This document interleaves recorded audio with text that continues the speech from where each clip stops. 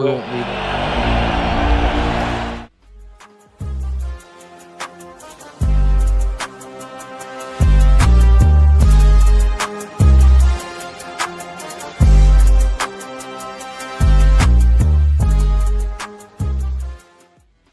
What's up, baby? How we doing? How we doing, boys? We are here on Wide Eye Sports. We're here to talk Minnesota Vikings football. We are doing, we're a diverse group of fans here on Wide Eye. We have Cowboys fans, Bears fans, Vikings fans. So I'm our resident Viking fan. Spoon's a big Cowboy guy. Riley's a big Bears guy. So we're doing everybody's teams. We do a video a week on everybody's teams. So right now is the Vikings video, and we're just talking Minnesota Vikings. How we doing? And can I just say, pain is a welcome feeling amongst Vikings fans. We know it all too well. There's a reason they call us the Scolders, because it's just a war, and it's just pain, and it's trench warfare every week for our mentality. Like, there's never like just a feeling. Like, there's never that for us. So yeah. I'll start us off here. This is maybe the most untrustworthy team in the NFL, the Minnesota Vikings are. We have had ups and downs beyond belief. We have the incredible high. Me and Riley were at week 1, Chicago, Minnesota. We have the incredible high of JJ McCarthy, 3 touchdowns in the fourth quarter, illustrious comeback. Oh my God, he's him. And then we have the following week getting destroyed by the Falcons, hip drop tackle, high ankle sprain, gone for 6 weeks. Oh my God. Then we have Carson Wentz, who was literally, I think he got shot at some point while he was on the field. I'm not really sure. I think he's dead now, actually. I think he's been pronounced dead legally. Then McCarthy comes back, beats the Lions in Detroit. Oh my God, he's back. We were good. And then he struggles up and down against Baltimore. We lose to Chicago. He has the abysmal game against Green Bay. And I think that's the one where Kevin O'Connell really knew, like, we have to change. We have to make this offense something different. We have to go back to home base. We have to simplify things. We have to stop, trying to coach JJ's mechanics midseason. We have to stop trying to worry about footwork midseason, our hand placement, our drops, that guy. We just need to let him go out, play freely, and play football. He'll play better than he was. The Max Brosmer experience was disaster. Experience. It was an experience. I was at that game. Yeah, I was at that game. It's painful. Anyways, then you have the Commanders game where you come out 31-0. JJ McCarthy, he does everything well. He throws touchdowns. He doesn't turn the ball over. He plays within the scheme. He makes good throws. He had Jordan Addison had 2 drops. Naylor had a drop. So you have, I think it was technically 4 drops. I don't remember who had the 4th. But he's really 20 of 23 all day on target. He had a couple missed throws. I think one of them was a batted down screen pass. He had a miss as he got hit low. And he kind of came over the top with it, incomplete, out of bounds. But really good, really accurate day overall. Had a 130 passer rating. And then this defense, man, I don't know. It's live by the blitz, die by the blitz. Brian Flores literally just hurls human bodies out of a cannon left and right. He just loads human bodies into cannons, and then he has 6 cannons on the field, and just you don't know which one's gonna fire. That's what won us the Detroit game, in my opinion. Was we were the first team to exploit Detroit's vulnerability up front in the guard center area. And we were just sending bodies through there left and right all game. And it was just throwing Jared Goff off because they couldn't block it. And Micah Parsons did a similar thing against Detroit and threw them off. It's just that's where you beat Detroit, is right up the gut on the pass.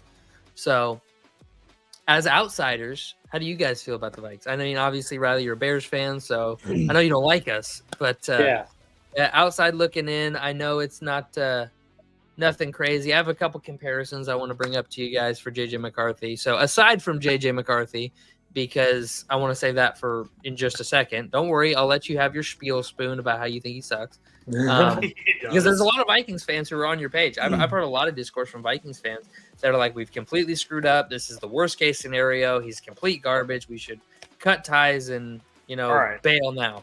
So Riley, yes, Is Justin Jefferson wasting the prime of his life Oh my God. in Minnesota right now? Oh my God. One bad season, and you're gonna say wasting the prime of his life. I think it is a little bit premature to make that decision. Okay. If we are at the trade deadline next year and the Vikings still look, JJ McCarthy still looks like he does this season, then I think you start looking into options to get him out, start rebuilding. Um, I am not going to dig in on JJ McCarthy too bad because plenty of other people have been giving Brenner crap about him. I will say I think very highly of the Vikings coaching staff. So if JJ McCarthy is unable to figure it out, it is a JJ McCarthy thing, not necessarily an indictment on the coaching staff. Now, I have brought up before, I do think it is an indictment that they thought JJ was more ready than he turned out to be. That's fair. But I think Kevin O'Connell is a great coach. I think Brian Flores is a great DC.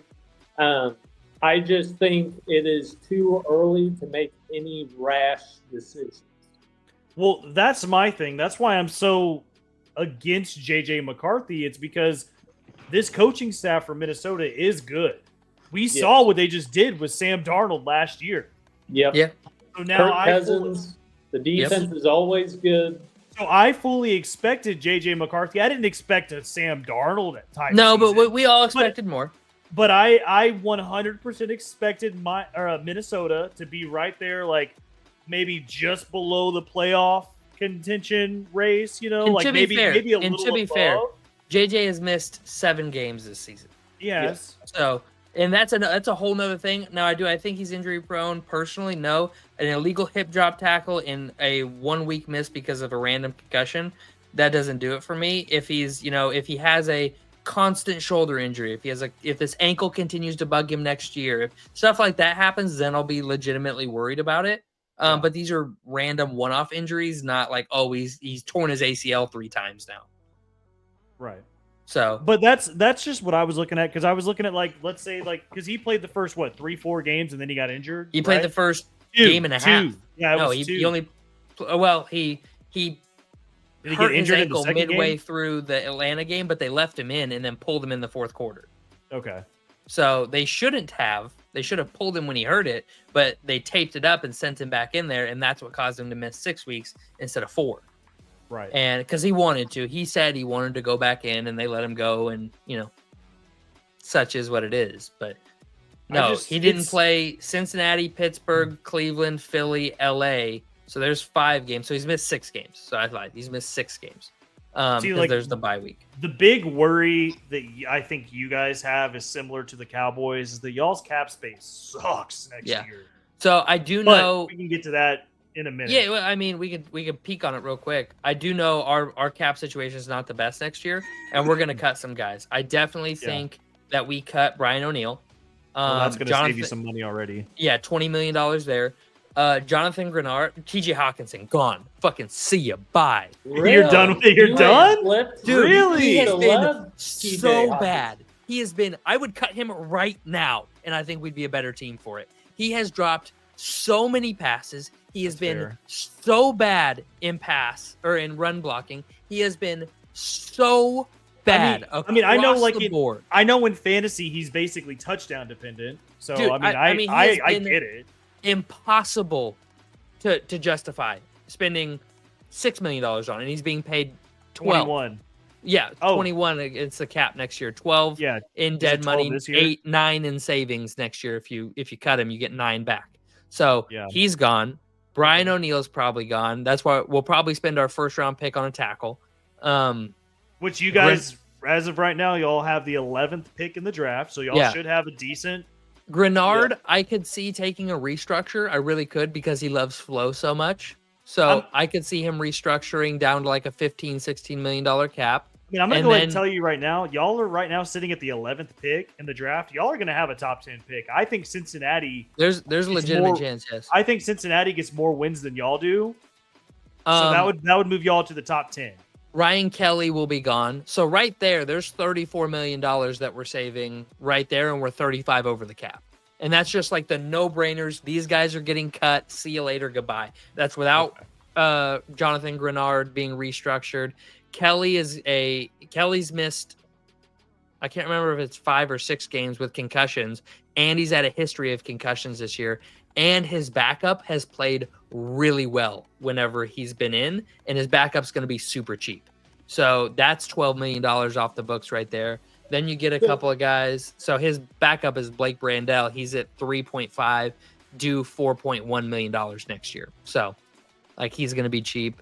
So you're gonna have to unload the talent that you have in order to make up some of that cap space. What do you think are positions of need that you guys will fill through free agency and the draft? Right tackle, running back, and then defense. Anywhere on the defense. Do you think you guys move Aaron Jones, or is that with retaining? We can Aaron save Jones? $7 million cutting him. You get some really good talent in the second round at running back. You just traded for Mason this year, so you have an established veteran back, a powerhouse back. So you go get a lightning to his thunder in the draft. You cut Jones, you save $7 million on a 32-year-old running back that's due $14 million, who's been injury prone. I love Aaron Jones. I think he's awesome. I have a ton of respect for him. He's a team captain. Like, I definitely think I want him to stay if he's willing to take $10 million. Bring him on back. Come on back down. We'll have he's guaranteed. Well, right now he's supposed to get what, 14 mil next year? Right now he is due 14 million, due 6.8 no matter what, and a cut would save 7. So if he wanted to restructure and just get $8 million and save us 6, I would be okay with that. Yeah, because I mean, it seems like it's between, like, Jordan Mason can do what Aaron Jones is doing right now. Exactly. Mason, I think, is the better back. Do you have any concerns about any Vikings coordinators leaving for a head coach position? Maybe just wanting to go do different? Offensively, no issues, right? Like, we have Kevin O'Connell, and I think he's the engine that drives the offense. Don't worry about it there. More about Brian Flores. Yeah, more about B-Flow. B-Flow, I don't think leaves because his suit with the NFL is still ongoing. And I don't think an NFL team will give him a head coaching shot while his suit is ongoing.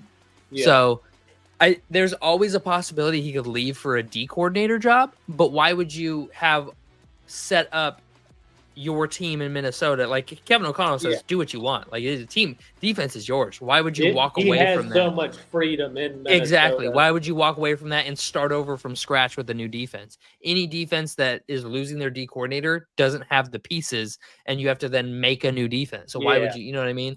And the players love B-Flow. They absolutely love him. Like, do you remember when the Tua comments came out last year?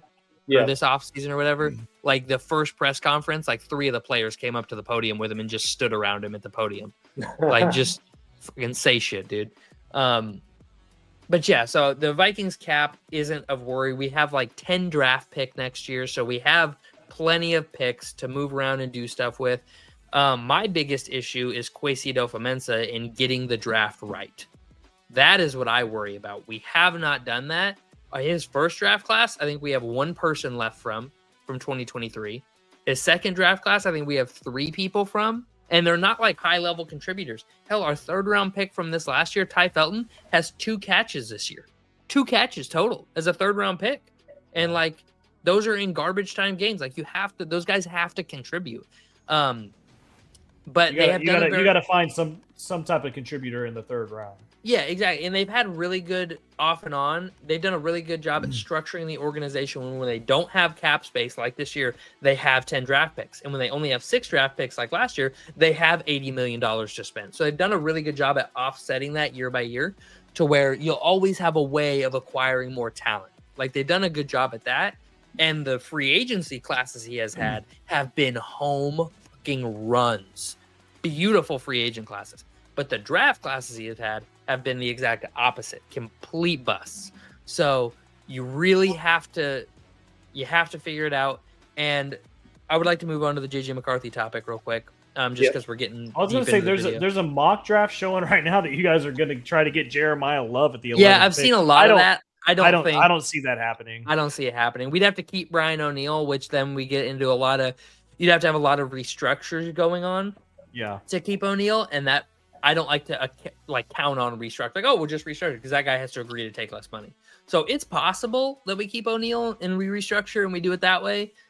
I don't love that. I would like to bring up a picture here, and that none of this blind reveal. A blind reveal. None of these are JJ McCarthy. Just so this is not JJ McCarthy. I'm not trying to, that's not what's going on here. Hold on, present. Where is it? Stop screen share. There it is. Present, screen share, window, snippet, share. All right. So here's the resume. Okay. Here's the resume. This is each guy's first year starting. Can you see it? Do you mean zoom in? Yes, please zoom in. I'm looking on my phone here. Oh.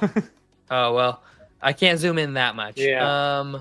I don't even think I can. I can't Our even move viewers it. can just get a nice look at my face. Yeah. Nice Can I do? No, I can't do that. All right. So long story short, contestant number 1. So we'll call this guy A. B. I'm drawing with a mouse here, so please ignore.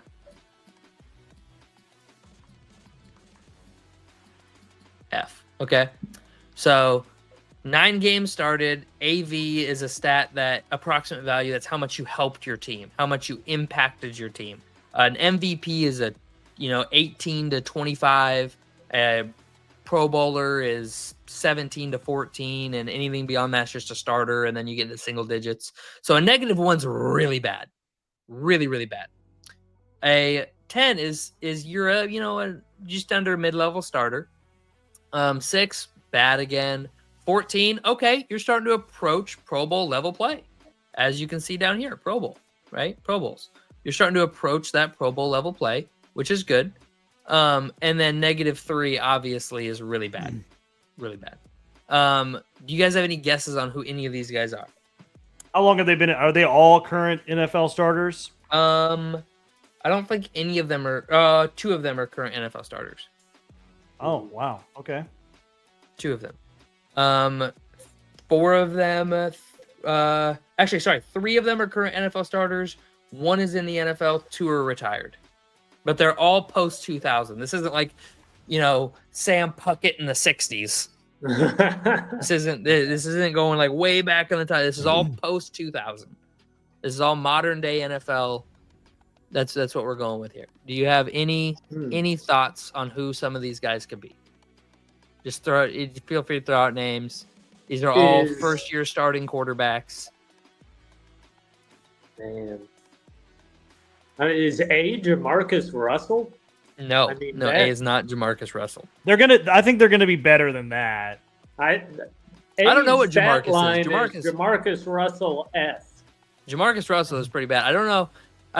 Where you're way off though. It is not. I mean, not time period wise. A is the closest to Jamarcus Russell time period wise. Is D Patrick Mahomes? D is not Patrick Mahomes. Okay. No, Patrick Mahomes had the best starting season. He had 5,000 yards his first season. Oh, okay. 5,050. Oh, is C Mitchell Trubisky? C is not Mitchell Trubisky. Oh my God, I can't wait to reveal C to you now. I'm telling you, these are. I think these are going to be better players than Jamarcus Russell or Mitch Trubisky because he's going to make it a. Hey, is C Fields? No, it is not. No. It's gonna be I'm gonna guess like Drew Brees is B. No. Wait, no. Not B. No, not B. I don't know why. Is Drew Brees not on this list? Drew Brees is not on this list. Do you want me to just go down the line? I'll give you the answer. Tom Brady's on this list, isn't he? No, he is not. I'm trying to guess who would have had 600 rushing yards. What is that? Oh, 600 rushing yards? Oh, is it Cam Newton? It is not Cam Newton.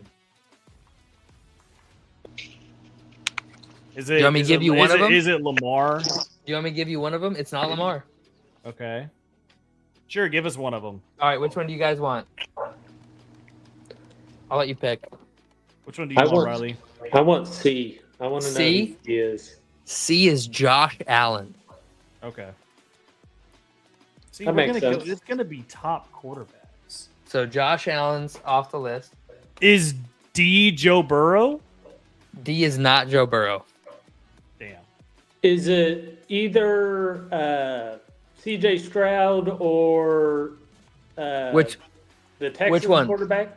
D. Which one? D would probably be C.J. Stroud then. D is not CJ Stroud. Jaden Daniels. Sorry, I No. said the same one of those two. Nope.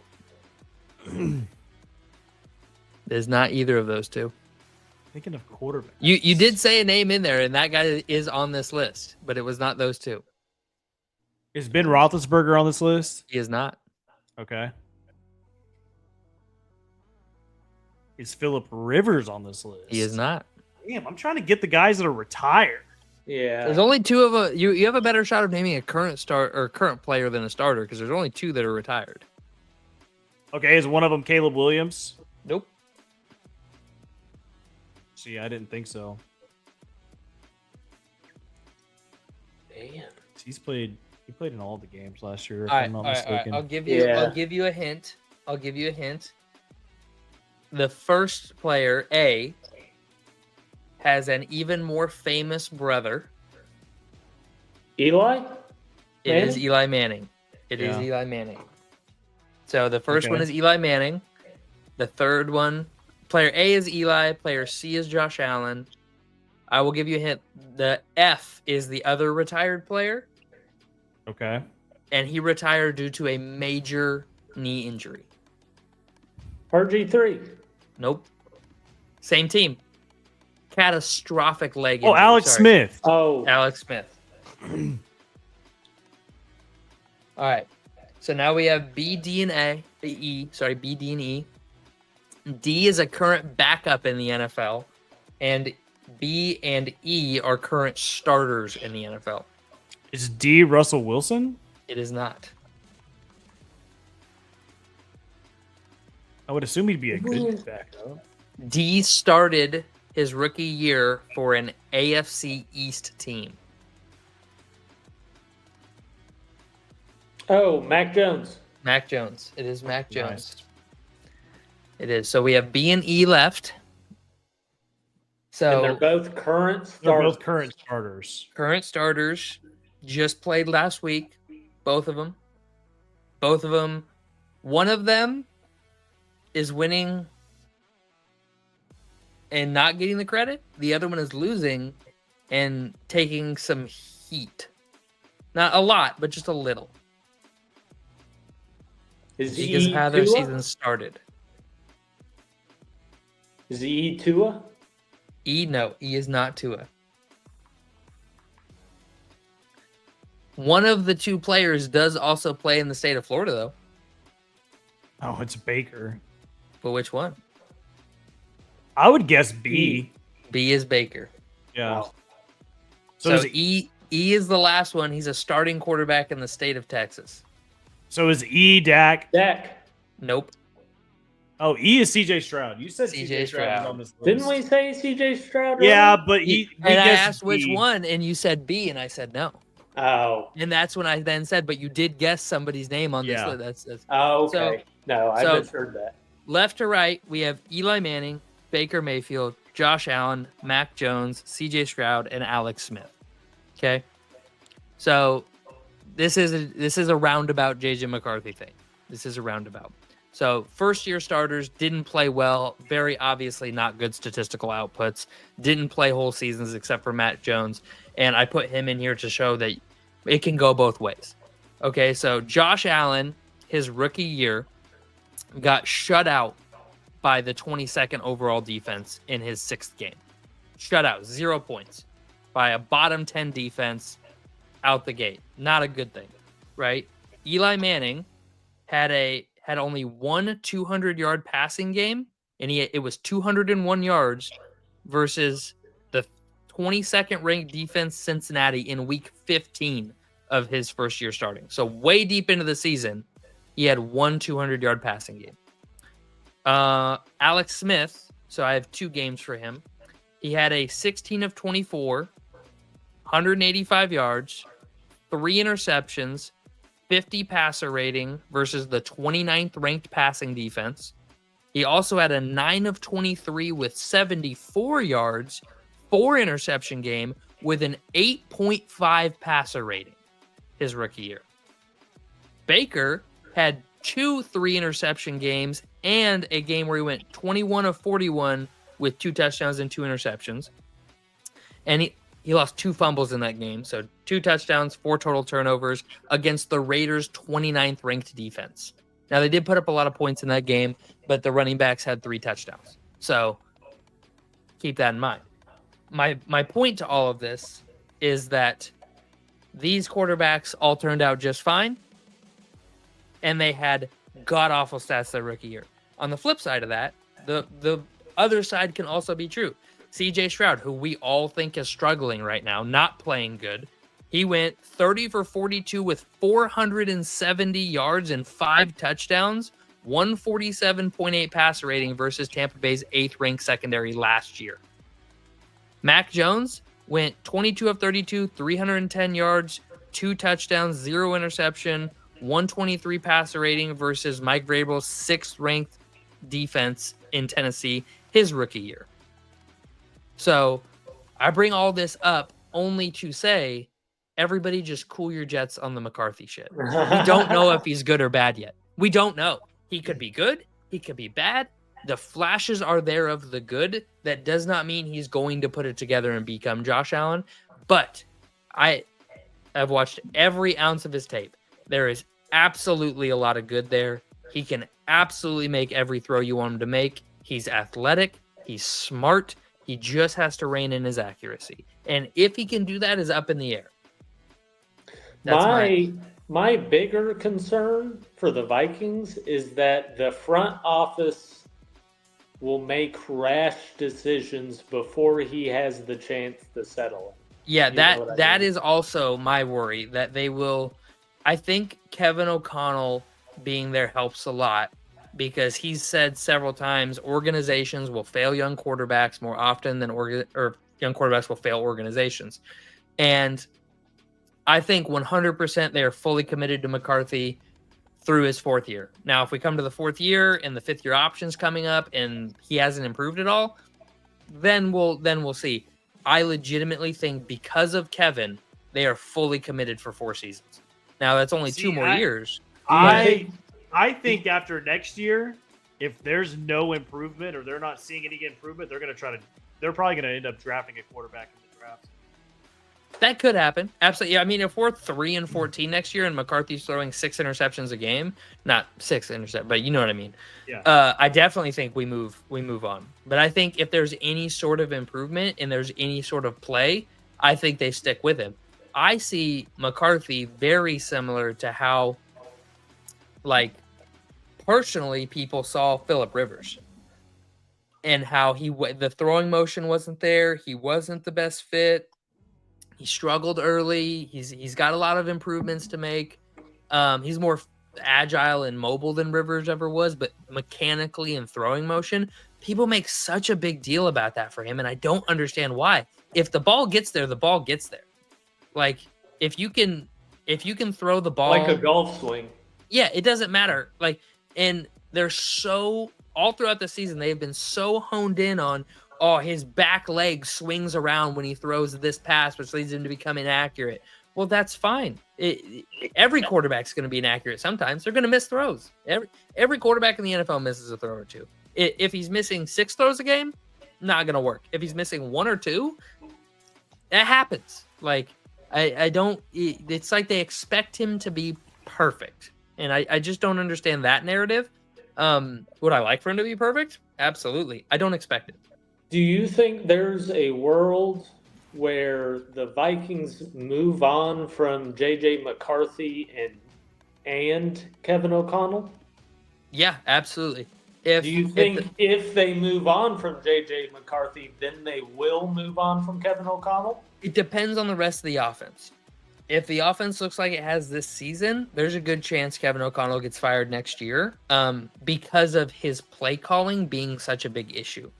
Yeah. His play calling, he's the worst this year, statistically, the worst third down play caller in the NFL.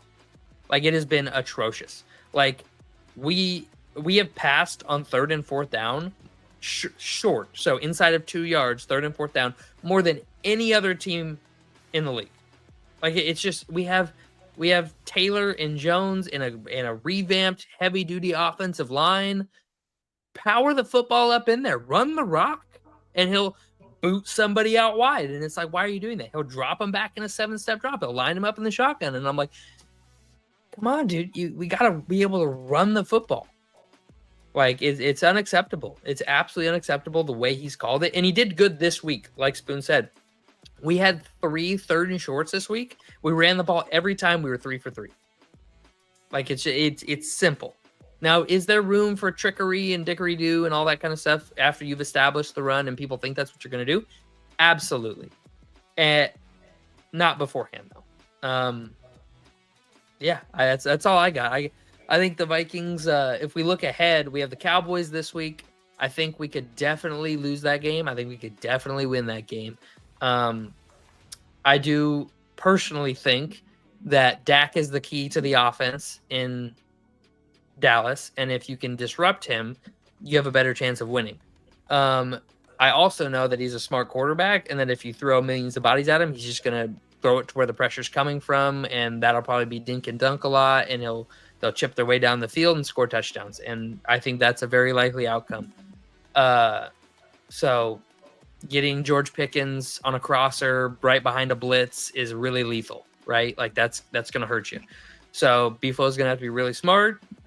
They're really smart down in Dallas. We have New York after that, and then Detroit and Green Bay. I think we win one of those, if not both. I don't think we get swept by Green Bay this year, and I don't think Detroit necessarily sweeps us. Or we don't necessarily sweep Detroit. So it is what it is there, but I think we win the New York game, and the Dallas game's a 60-40 for me. So we'll see. I think it comes down to Green Bay or Chicago for the North. Yeah. But no, that's all I got. Make sure to unless you guys have anything you want to add about the Vikes. No, I'm good. I've asked what I got to ask. Yeah, for sure. All right, well, just want to win a Super Bowl before I die. That's all I really want.